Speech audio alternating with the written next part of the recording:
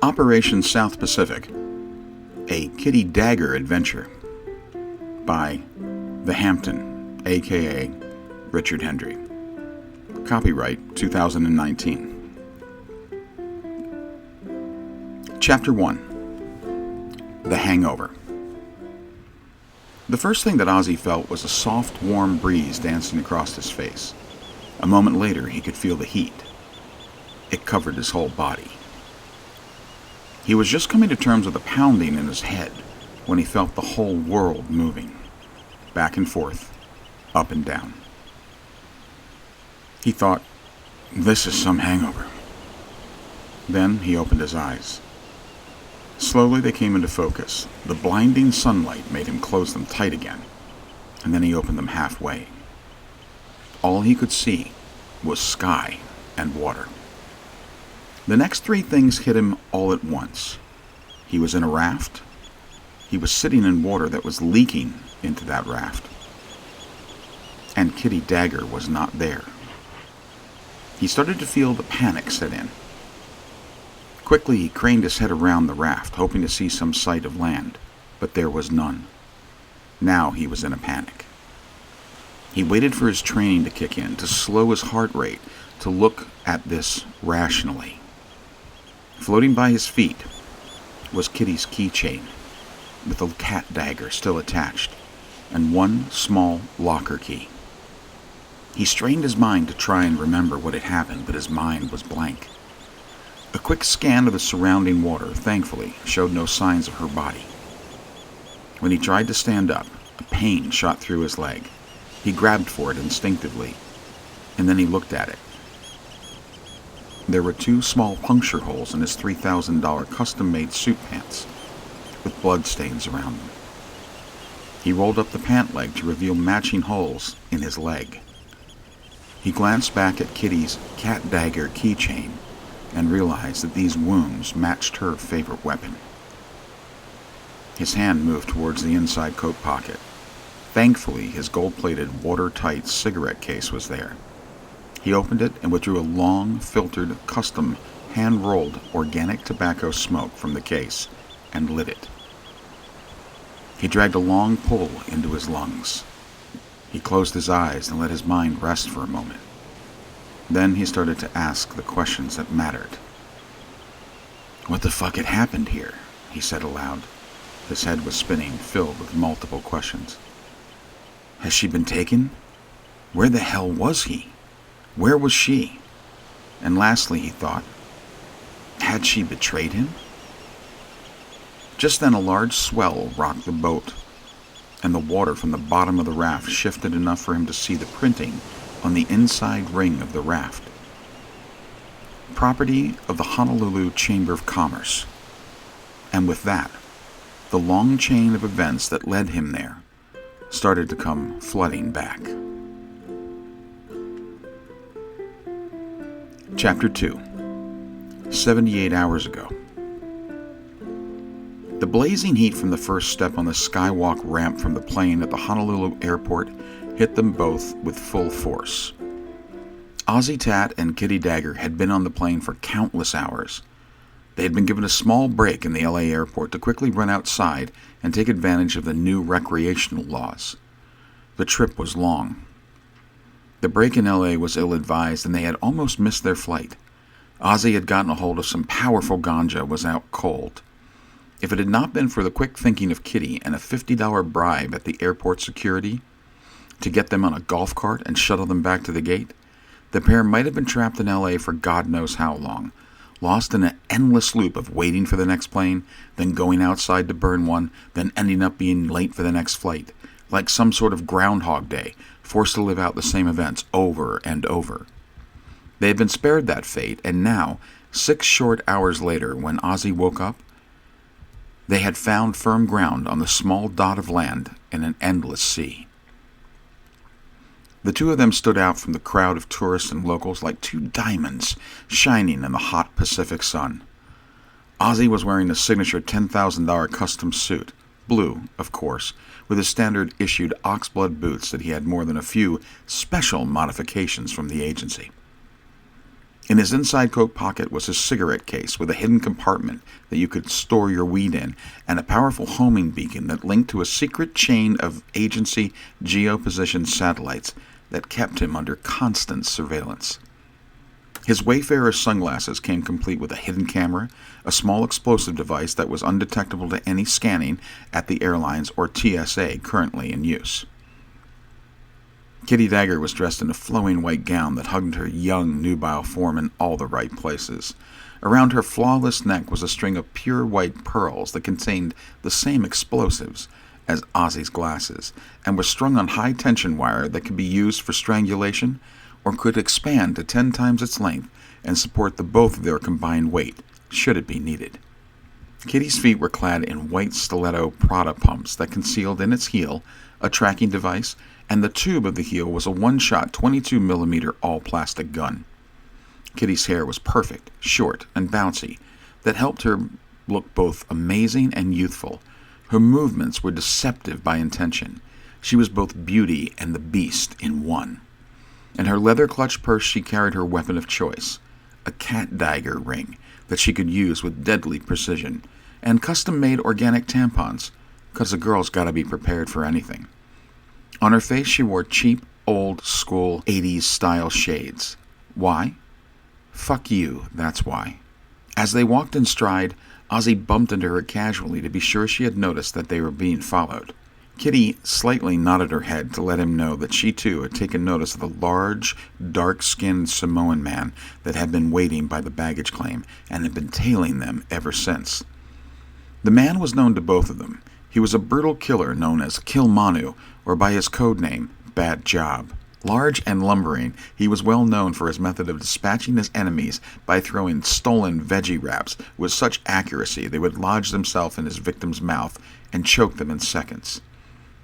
Kilmano was a contract killer and currently in the employ of the evil worldwide syndicate known as Fox News. They had been told that Fox News might be on to their mission in Hawaii. A mission that was there to uncover the growing influence that Fox had been acquiring in the South Pacific region, that had been turning the once hotbed of Democratic voters into mindless crazies that started to vote Republican in recent elections in such high numbers that it was simply not normal. The mission had been accelerated by the stunning election results for the November midterms. Against all possible odds, the Hawaiian people had elected a black lesbian woman that was a former member of the KKK. When the agency had seen this unprecedented result, they had dispatched Ozzy and Kitty at once to investigate. Kitty and Ozzy walked through the automatic doors into the hot Hawaiian afternoon. Standing curbside waiting for the taxi, Kitty raised her arms high in the air and turned to Ozzy and hugged him. She whispered in his ear, "You distract these tourists. I'm going to stab this motherfucker to death right here." Ozzy pulled away from her, forcing a smile, and said in a low tone, Now, Kitty, behave. Let's wait till we get to the hotel, and then we can torture him for information." Kitty made a fake, sad face, and then leaned into him. "Then can I kill him?" Ozzy smiled for real this time. "Yes, my dear, and then we'll have lunch." The two grabbed a taxi and headed for the resort called the Turtle Motel. It was a dive 8 blocks from the beach and had an Expedia rating of less than 1. It had been decided by their handlers that their cover for the trip would be his brother and sister that had currently been rescued from a cult in Utah called the Pod. The cult was an agency-front operation keeping track on the Mormons. The story was that the siblings had been rescued and sent far away from the cult to start their lives over. With that, it would not do for them to be in some posh 5-star resort or villa on the beach, so they would have to deal with the black mold and Pacific flying roaches at the Turtle Motel. As the taxi took multiple turns and twists towards the Turtle, Kitty glanced in the driver's left mirror to be sure that Kilmanu was still back there, and he was. Kitty purred with delight to Ozzy. "Our friend is still with us. It's going to be a bad day for Bad Job." She laughed a sinister little laugh that made Ozzy uneasy. He thought that she was too impulsive, but how could he refuse her? She was irresistibly insane. She had a way of making him crazy, and in any other situation he would be planning to seduce her with his well-known charm and liberal use of Molly the moment they hit the room. But he had been given strict orders by their handler, the Hampton, that she was off limits. The taxi flew over the two broken, half-painted speed bumps into the small parking lot of the Turtle Motel, and a few minutes later they were heading to their room. Once inside, Kitty went to the small bathroom, slipped out a small window, and moved with cat-like grace as she jumped from the window and ran fast through the trees and bushes that lined the back of the motel. She stopped at the corner of the building and peered around to see Kumano walking slowly towards the line of rooms. She slinked around the corner and was right behind the large man in a hot minute as Kumano slowed his pace, thinking that he would get the drop on them. Kitty smiled to herself, clutching the cat dagger ring in her right hand, waiting just a second more. Kumano was right at the door now, readying himself to burst through the door when she struck. In one leap, she was on his back, the sharp ears of the cat dagger pushing deep into his thick neck, keeping them just shy of breaking his fat skin. She purred in his ear, "Move an inch, and I'll fucking gut you." Kumano was frozen there, and a heartbeat later, Ozzy pulled the door open and pulled them in. Kitty dropped from Kumano's back and forced him into a chair, lashing him to the wicker chair with the vertical blind cords that Ozzy had prepared while Kitty was on the hunt. Ozzy began to question him as Kitty paced back and forth like a lioness, stalking her prey. "We know you're working for Fox News," Ozzy began in a cool voice, blowing smoke in his face and glaring into Bad Job's black, soulless eyes. Come on, guys," the big man said in an almost childlike tone. "I'm just a tourist. I'm here for an international Call of Duty gaming championship." Kitty was having none of it. "We saw you at the airport, you swine. So you just happen to be staying here at the same hotel as us? You're a bad liar, Bad Job." She moved close to him. Ozzy stepped in front of her. Then he turned to Kumano. "Look," Ozzy started. "This isn't good cop, bad cop here. She's going to kill you if you do not tell us what we need to know. She'll kill you and clean her claws." The big man started to cry, and then he urinated on himself. A pool of it ended up under the chair. Ozzy stepped back to keep his boots clean. Kitty, maybe we got the wrong guy here." "Don't you soften on this fucker. He's playing the retard card," Kitty growled. Ozzy laughed and then looked back at Kumano. "Dude, I've been on a plane for 12 hours, I'm starving, and this heat is making me insane. I'm going to let her gut you, and then we're going to go to a luau and stuff our face." The big man stopped crying. His face turned cold as ice. Okay, he began. "I was sent to kill you by Fox News. They warned me about her. They said she was fucking crazy, but I had no idea how batshit it could get. They're worried that you'll find out what they've been up to here," he ended, searching for some sympathy in Ozzy's eyes. He found none. "What are they up to?" Ozzy demanded. "I don't know. I'm just a hired hand. Please, you gotta believe me," Kumano pleaded. Ozzy looked at Kitty. "What do you think?" Ozzy asked Kitty. "I believe him," Kitty said as she moved towards the bathroom. "Where are you going?" Ozzy asked Kitty. "I'm getting the shower curtain," Kitty said in a matter-of-fact tone. "I don't want to make a mess. You know, cats like it clean."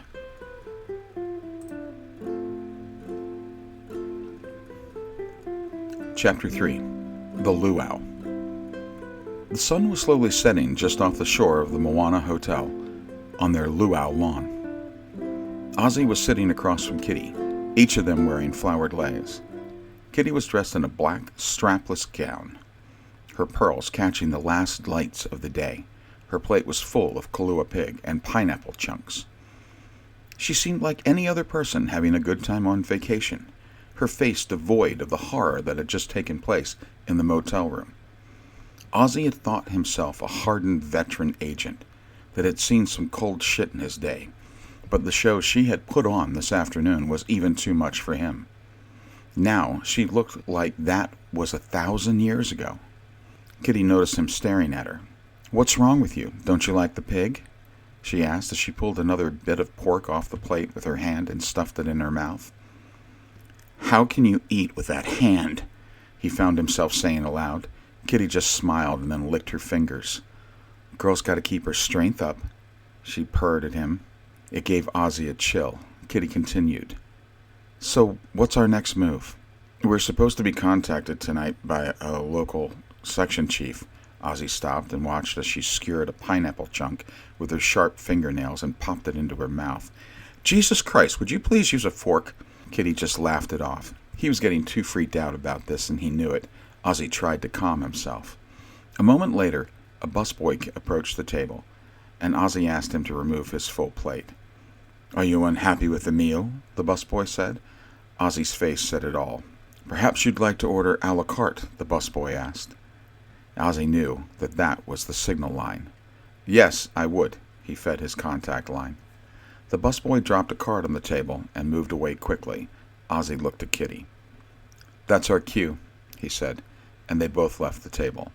On the card was instructions to go to the elevator, and once inside, open the small door and enter a 4-digit code on the card. Ozzy pressed in the code, and the elevator car moved quickly downward. After a few minutes, the door opened to a large open area that looked like a combination of an office with cubicles and a laboratory. At a small desk blocking the entrance to the area was a woman holding a semi-automatic weapon. "Code, please," she said flatly. "Ozzy Tat and Kitty Dagger," Ozzy said, and the woman stepped aside, allowing them to enter.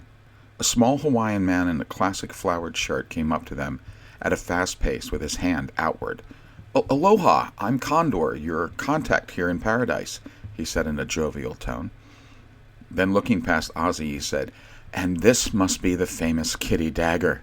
I have heard so much about you. I heard you had a run-in with Bad Job today." Kitty smiled. "Yep," that was all she said. Condor smiled back. "I'm guessing that was his last mission?" Kitty smiled again. "It was bad luck for Bad Job." They both laughed. Ozzy was uncomfortable and quickly changed the subject. "So, what do you have for us?" he asked Condor. "Follow me. Our team has found something interesting on the last satellite images." Condor led him through a maze of small offices to the corner office. "We found a heat plume from under Diamond Head on our latest flyby. We think it might be some sort of underground complex." Kitty looked at the pictures. "Under the volcano?" she laughed. "It's a hidden volcano lair?" Condor chuckled. "Well, that would be quite a cliche, wouldn't it? An evil villain in a volcano headquarters?" Ozzy was not amused. "What are our instructions?" he asked flatly. Condor sensed Ozzy's foul mood and changed his tone. "We need the two of you to investigate the area. There are tours all day tomorrow. Take one and slip away." He stopped for a moment and then continued, "Try and find the entrance and report back to us. Under no circumstances are you to go inside alone." A few moments later, as they walked down Kawakawa Avenue, Ozzy was sure of only two things. One, that they were being followed, and two, there was no way to stop Kitty from entering that volcano lair. They made a left on Lower Street. Kitty ducked into a dark doorway. Ozzy just kept on walking. He knew she would take care of the tail. A few blocks later, as he entered the room alone, the smell of the bleach and urine still hanging in the air, he lit a smoke and laid on the bed. Kitty did not return to the room for over 2 hours. When she did, it was past 3 a.m., and she went right to the bathroom. After a long shower, she emerged in a towel and slipped into the bed. Ozzy did not want to ask, but he had no choice. "What took so long?"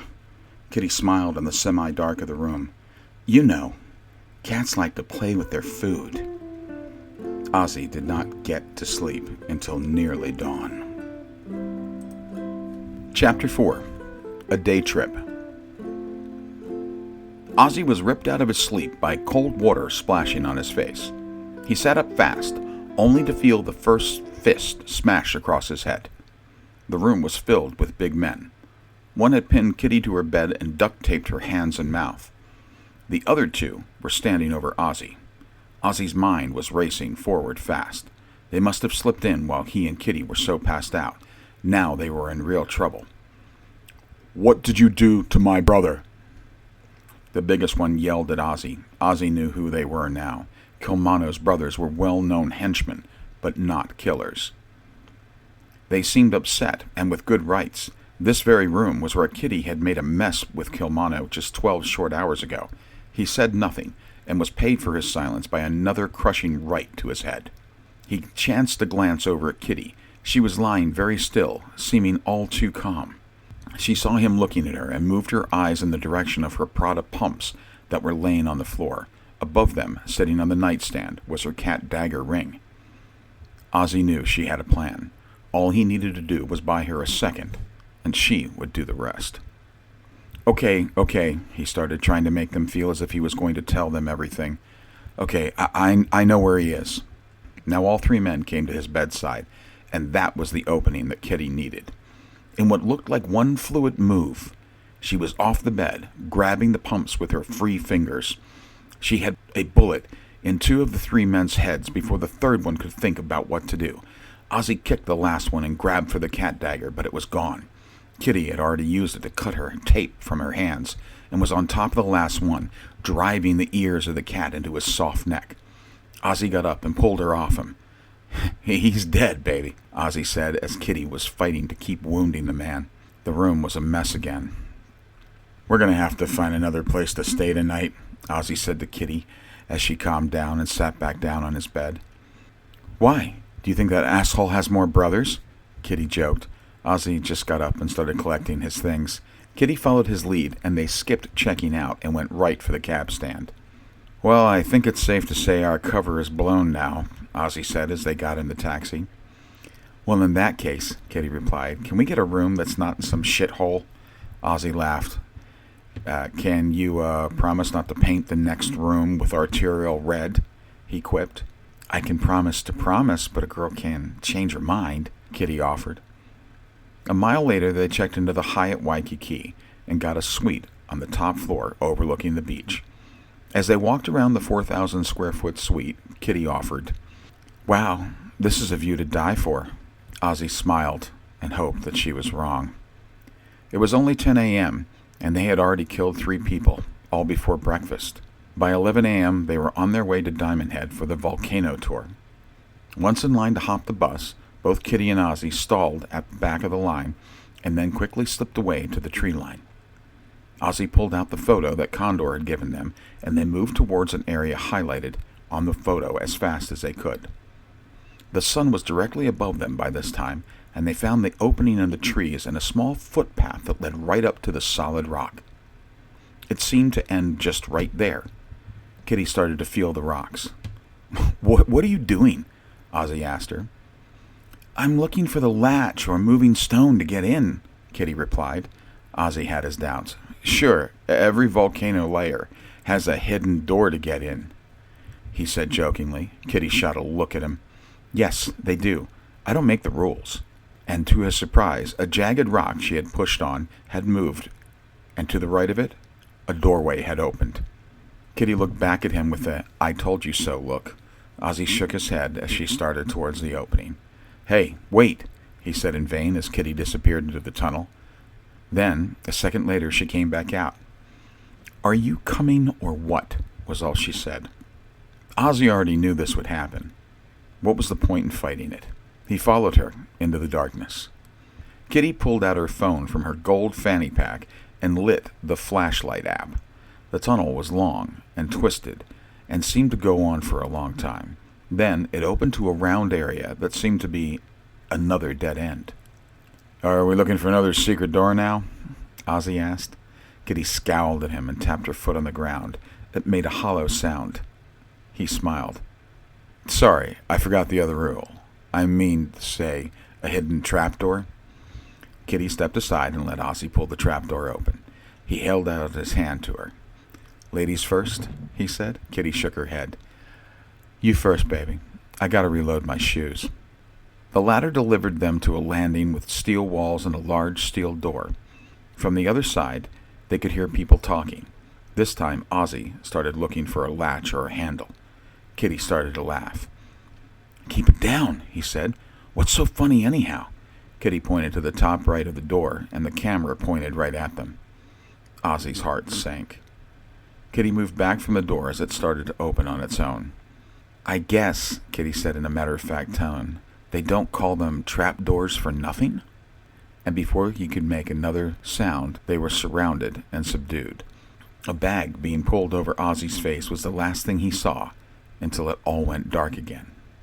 Ozzy was pushed along by multiple persons for a few minutes and then forced into a seated position on what felt like a large rock ledge. He heard footsteps on the metal floor, and a second later, a familiar voice telling someone to remove the bag. The light hit Ozzy's eyes, and then he focused on the main person in the room. It was Condor. He smiled at Ozzy. "I told you not to go inside," he laughed. Ozzy looked around the room for Kitty. A second later, he saw her, walking up behind Condor. She stood next to him and winked at Ozzy. "He just will not follow orders, will he?" she said to Condor. "Any problems getting him here?" Condor asked Kitty. She had a satisfied look on her face. "Nope. It's always been Ozzy's biggest problem. He'll follow a girl anywhere." They both laughed. Ozzy felt sick. He had followed her right into this. He had known better and done it anyhow. Kitty was a double agent. Now what would he do? Kitty tilted her head to one side and mocked him. "Look at him," she said. "He's still trying to figure it out. Poor baby." "You should have known better. Things are never what they seem, and you know that cats will always turn on you." Kitty and Condor walked away hand in hand. "Bring him along," Condor said over his shoulder. "He should see this before we drop him into the lava pit." A bag covered Ozzy's head again, but Kitty could still feel his glare. Chapter 5. The Monologue. Off the bag came again, and Ozzy was sitting in a cold steel chair inside what could only be described as a hollowed-out volcano lair. Around him were strange-looking equipment that would look way more at home in a concert than an evil laboratory. Computers, speakers, sound control equipment. He saw that he, Condor, and Kitty were sitting in a glass-enclosed room by a central control panel. Condor leaned close to him and started to talk. "You see, Ozzy, this is where we do it. We send out a secondary audio signal from right here over the Fox News signal. I think it's funny that your employer thinks that Fox News is the villain. Those dumb bastards have no clue what's going on.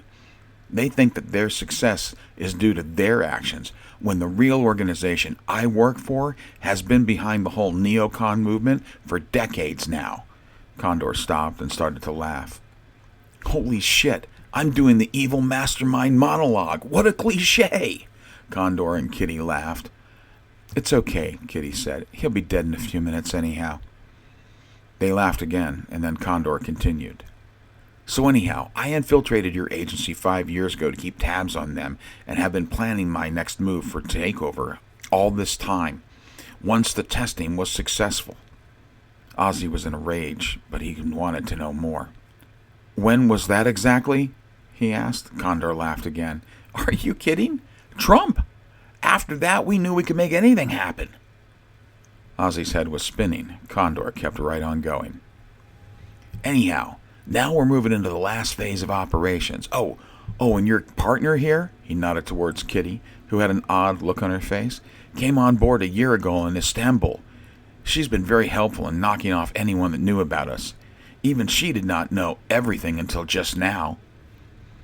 Ozzy had stopped listening to Condor. He was more interested in Kitty. Kitty that was slowly moving her hand into her fanny pack. Kitty that had said that things were not as they always seemed. Kitty that had winked at him the moment he first saw her. And now Ozzy was not mad. He was planning his next move if he was right. Condor saw Ozzy glaring at Kitty and chuckled. "Wow, honey," he said to Kitty. "Your friend here seems more pissed off at you than my attempt to rule the world." Condor could see the string of pearls that was now slowly coming out of the fanny pack in Kitty's hand, and before he could ask what was going on, Kitty was strangling Condor with those pearls. Ozzy watched as Condor's pink face turned blue, and his life slipped out of him into the deadly quiet of that little room. Ozzy's head shot around the glass, looking to see if anyone saw what was going on, but no one had noticed. Kitty pushed Condor's body back into the chair so he looked like he was just sitting there, and cut Ozzy free. Ozzy had a million questions. "What the fuck, Kitty?" was all he could say. Kitty smiled at him. She knew this would need some explanation. "Okay, So the Hampton caught the transmission from his agent a year ago in Istanbul about a possible double agent in our agency. He put me on a fake assignment and set up a backstory that would make him think I was vulnerable enough to be turned. Are you with me so far? She asked as she was moving around the room, placing the pearls on and inside equipment. Ozzy nodded yes. Right. So because he was not sure about anyone else, I had to keep that part to myself. He had faith in you, but your reaction needed to be real, so I had to gaslight you too. You got it? She ended. Ozzy nodded yes again. So, Kitty continued, everything that the Hampton told you was mostly bullshit. Sorry, Kitty finished, looking at Ozzy to get some reaction. Everything? Ozzy asked. Yes, pretty much. Why? She asked. So, it's not off limits to try and sleep with you? No, that part was real. You know he's my father, right? Kitty smiled at him. No, I didn't, but that makes sense now. Ozzy stopped. I have one more question. All that and you only have one question? Kitty joked. What's your question? If he wasn't your dad, would you... Kitty stopped him. The timers are only for 2 minutes. We gotta go. Ozzy came back to his senses and followed her out the door. They made their way down the long hall to the steel door and headed to the ladder. It was manned by 3 henchmen. Kitty charged them, throwing herself at them sideways, taking all 3 down in one move. She put the cat dagger to good use and took them out in a heartbeat. They made their way up and into the tunnel as the first explosions went off. Dust and small rocks were falling everywhere on them and behind them as the tunnel was caving in. They just made it out the main opening as the last of the tunnel collapsed. A billowing cloud of ash and smoke followed them out into the bright afternoon sun. A few quick minutes later, they were standing back where the buses loaded. People were running and panic was in the air. They slowly walked down the road towards Waikiki. I wish you would have let him finish telling us who the real organization behind all this is, Ozzy said to Kitty as they reached the main road. In the distance, he could see a black van moving up the street. Kitty saw it too. Kitty stopped and turned to Ozzy. She moved close to him, and for a minute he thought she was going to kiss him. She had a cold look in her eyes. Do you remember what he said about his attempt to take over the world? Ozzy nodded yes. Kitty was so close now that her breath was making Ozzy's face warm. The job ended with Trump. He was never supposed to keep going, she ended. The van came to a sliding stop next to them. Ozzy was more confused than before. How could she know this, unless... Kitty's eyes softened. Her lips pouted outward until they were almost touching his. Her left hand slipped inside his coat and rubbed his chest. And then she whispered, Poor baby. Can you say, triple agent? And that was when he felt the sharp pain of the cat dagger ears in his leg. He started to stagger backward, feeling the effects of some type of fast-acting drug racing through his system. Kitty laughed. My ears are covered in the hard stuff. Much harder than Molly. Ozzy's mind was spinning again. She was like a person with multiple personalities. One moment she was with him, and then she was against him, and then back with him. It was straining his sanity, and then Ozzy's world started to go black. The last thing he saw was the van's side door opening to them, with the logo from the Hawaiian Chamber of Commerce on the door. And then the world turned off. Chapter 6. Double Take. Ozzy was burning up now. The sun was high in the sky, and he had no idea how long he had been out at sea. He had no idea how far it was to land, and most importantly, he still had no clue how he got there. He was, however, sure that it was Kitty's fault. She had played him, and Condor and the Hampton, and now he was most likely going to die at sea from dehydration in a $10,000 suit. He shook his head and said aloud, At least I've got cigarettes. He reached for one more. Why not, he thought. It most likely won't be too much longer anyhow. Ozzy lit the smoke and gazed out into the vast sea around him. He let out a small laugh when he thought that if he was going to die, this wasn't the worst way to go. He had been on many assignments, but this one was the strangest and by far the most deadly. Exploding volcanoes, double and triple crosses, a ton of dead bodies, and now waking up lost at sea. He slid the case back in his pocket, and as he did, he caught a glimpse of the red light. It was almost blocked out by the sun, but it was there, at the bottom corner of the cigarette box, and it was flashing. And that was when he knew he was saved. It was the homing beacon. They would know where he was, and when he did not check in after the disaster at Diamond Head happened, they would come looking for him. Ozzy lit up one, and before he could finish it, the downdraft from the helicopter was covering him in hot wind. A few moments later, they landed on the deck of a yacht, and Ozzy was greeted by his handler, the Hampton.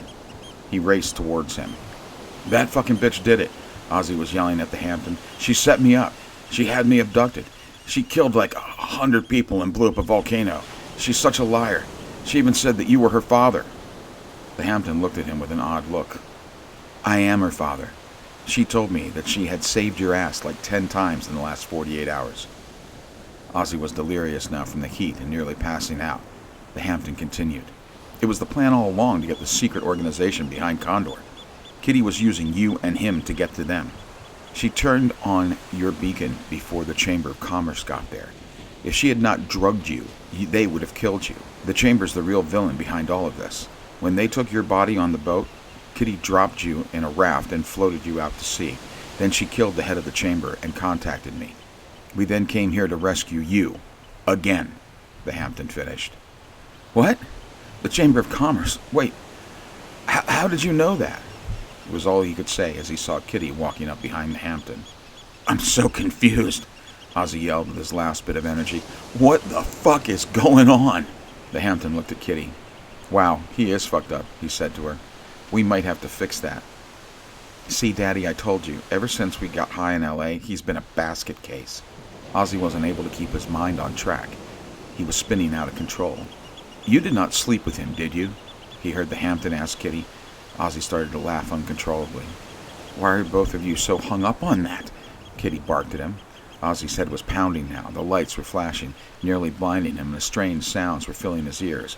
Banging, bells dinging, people talking. He was lost.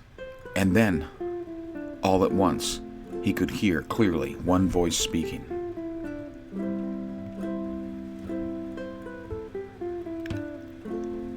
Chapter 7. Reboot. "You can't trust anyone. I told him that, but he went right ahead and took a hit from that stranger's pipe. God knows what was in it." Jake was coming back. His eyes started to focus on the interior of the plane. "Well," a female voice said, "you two have got to get off this plane, or Honolulu police will be taking you into custody." Olivia turned to Jake. "Come on, buddy. We got to get off this plane. We're here, in Hawaii. Let's not get into trouble before we even check in." "Oh my God, Olivia. I had the most fucked up dream. I was Ozzy, and you were Kitty Dagger, and we were agents. You were a double, no, triple agent, and the Chamber of Commerce was taking over the world, and... Yep, sure, Jake. I told you not to smoke that guy's pipe. You've been dosed, buddy." Jake started to laugh as they stumbled off the plane and down the skywalk. "Man, you were killing people and eating pigs and all kinds of fucked up shit. We even blew up a volcano. You even killed Kamanu." They started to walk through the airport. Jake started to feel semi-normal. On the walk above the exit door from the baggage claim, a sign read, "The Honolulu Chamber of Commerce welcomes you to Hawaii." Olivia," Jake started, "I'm feeling scared.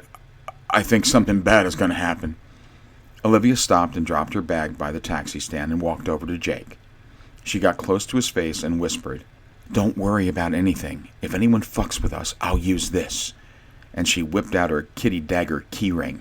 And then she started to crack. A second later, she was laughing, doubled over. "Jakey, baby, it was just a dream. A strange, drug-induced, violent, vivid, all-too-real dream, okay?" She grabbed him on the shoulders and lightly kissed him on the cheek. Jake cheered up instantly as they walked for the taxi.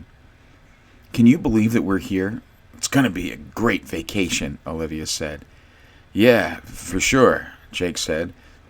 And then he had a thought. "Hey, Lib." "Yes, Jake?" "If it was all a dream, then that thing about you and me not sleeping together, No, Jake, that was real. 'Cause I was just, nope, it was very real. Just then a man walked by them and tossed a newspaper in the trash. The headline was of an explosion at the Diamond Head Visitor Center. Jake turned to Olivia. "Hey, Lib, what the hell is that?" he asked, pointing to the newspaper. She smiled.